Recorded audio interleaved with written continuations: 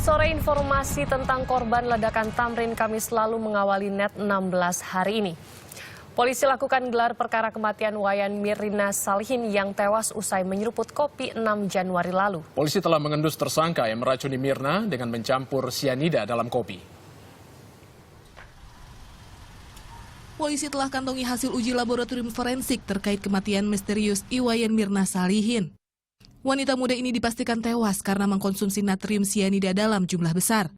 Bahan kimia berbahaya ini ditemukan dalam sejumlah sampel yang diuji oleh Pusat Laboratorium Forensik Mabes Polri. Untuk barang bukti yang pertama berupa kopi yang ada di dalam gelas, kemudian cairan kopi yang dipisahkan ke botol, kemudian lambung korban, lambungnya Wayan Mirna Salihin setelah dilakukan otopsi, positif mengandung sianida jenis natrium sianida atau NaCN dan kafein. Dari hasil ini, polisi meningkatkan pengusutan kasus ini menjadi penyelidikan. Polisi telah mengendus pelaku yang meracuni korban namun masih membutuhkan tambahan alat bukti yang kuat.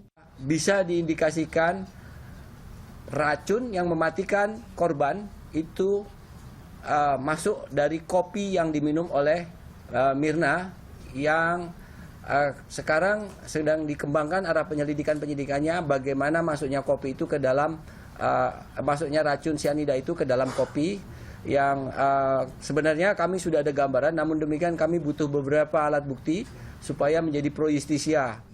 Sementara kematian Mirna ditengarai bermotif kecemburuan atau iri hati. Karenanya pelaku meracuni korban dengan dosis sianida yang cukup tinggi dengan tujuan agar korban segera tewas. Kalau saya lihat tentunya ini motifnya ada suatu motif psikologis yang sifatnya personal, gitu ya. Nggak hanya sekedar sifatnya umum, misalnya karena kemiskinan, karena cemburu dan sebagainya, gitu ya.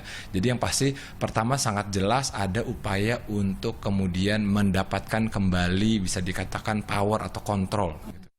6 Januari 2016, Mirna dan Hani bertemu Jessica di Cafe Olivier Grand Indonesia.